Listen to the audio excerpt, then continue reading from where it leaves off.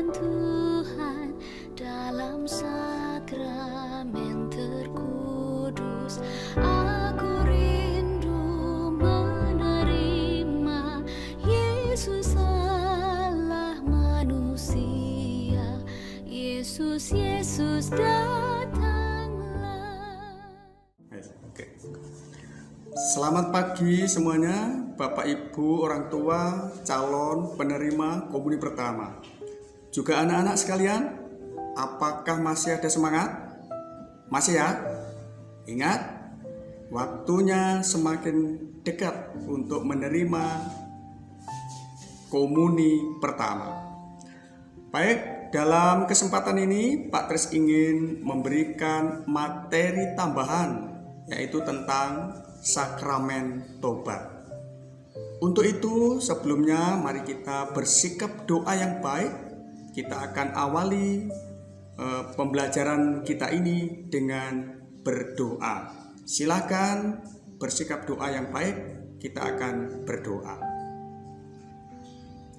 Dalam nama Bapa dan Putra dan Roh Kudus. Amin. Ya Tuhan, Allah Bapa yang Maha Baik, kami bersyukur atas anugerah hidup yang Engkau berikan kepada kami hingga saat ini. Terlebih Kau masih memberikan kepada kami rahmat kesehatan, sehingga pada hari ini kami boleh kembali mendengarkan pembelajaran untuk mempersiapkan diri menyambut komuni pertama. Semua ini kami mohon kepadamu ya Bapa, dengan perantaraan Kristus Tuhan kami. Amin. Bapa dan Putra dan Roh Kudus. Amin. Anak-anak, kita bicara tentang sakramen tobat. Sakramen tobat itu sama dengan sakramen pengampunan dosa atau rekonsiliasi. Menurut penginjil Markus, panggilan untuk bertobat itu merupakan pewartaan Yesus yang paling mendasar. Bertobatlah dan percayalah pada Injil. Lalu menurut Yesus, semua orang membutuhkan pertobatan, termasuk anak-anak calon penerima komuni pertama. Lalu apa yang harus diperhatikan anak-anak? Ada unsur-unsur penting dalam pengakuan dosa. Yang pertama, penyesalan.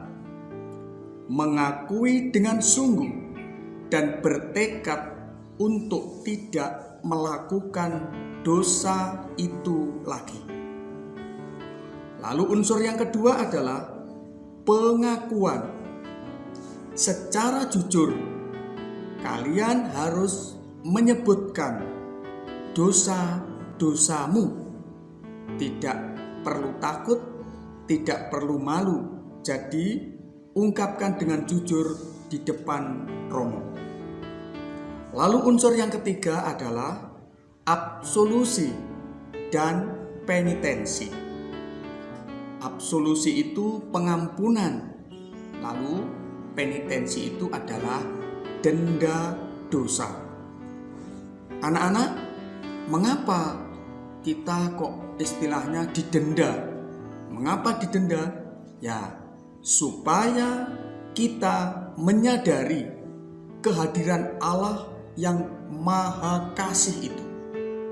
Jadi kalau di dalam pengakuan dosa, dendanya bukan uang, bukan harta benda, tetapi biasanya berupa doa-doa. Lalu manusia menerima sakramen tobat itu berarti memperoleh pengampunan dari belas kasih Allah, sekaligus didamaikan dengan gereja. Lalu bagaimana cara mengaku dosa? Cara mengaku dosa yang pertama, masuk ruang pengakuan dan tutup pintunya. Ingat, yang pertama masuk ruang pengakuan, jangan lupa tutup pintunya. Nah, di depan Romo berlutut dan katakan kepada Romo, Romo berkatilah saya. Lalu Romo akan berkata, semoga Tuhan memberkati kamu sehingga kamu bisa mengaku dosa dengan tulus ikhlas. Lalu kalian jangan lupa buatlah tanda salib dalam nama Bapa dan Putra dan Roh Kudus. Amin. Setelah membuat tanda salib, lalu bilang, Romo, ini pengakuan saya yang pertama. Dosa-dosa saya adalah, sebutkan dosa-dosamu. Apa saja sebutkan. Tidak usah takut, tidak usah ragu, tidak usah malu. Sebutkan semua. Jelas ya? Ya begitu. Lalu berikutnya, setelah menyebutkan dosa-dosamu itu tadi, lalu katakan, saya menyesal atas semua dosa saya, dan dengan hormat saya minta pengampunan serta penitensi yang berguna bagi saya. Setelah itu, Romo akan memberikan nasihat dan penitensi. Maka anak-anak harus mendengarkan baik-baik. Dengarkan apa nasihat Romo. Begitu ya. Lalu setelah itu Romo akan memintamu mengucapkan doa tobat. Nah, doa tobat bagaimana? Sudah hafal? Hafal ya? Harus hafal. Jangan sampai lupa ya. Doa tobat. Allah yang Maha Rahim dan seterusnya. Setelah itu Romo lalu memberimu pengampunan. Lalu buatlah tanda salib. Dan jangan lupa katakan terima kasih Romo. Jadi setelah Romo membebaskan kamu atau memberikan pengampunan, juga buatlah tanda salib. Dalam nama Bapa dan Putra dan Roh Kudus. Amin. Terima kasih Romo. Jangan lupa.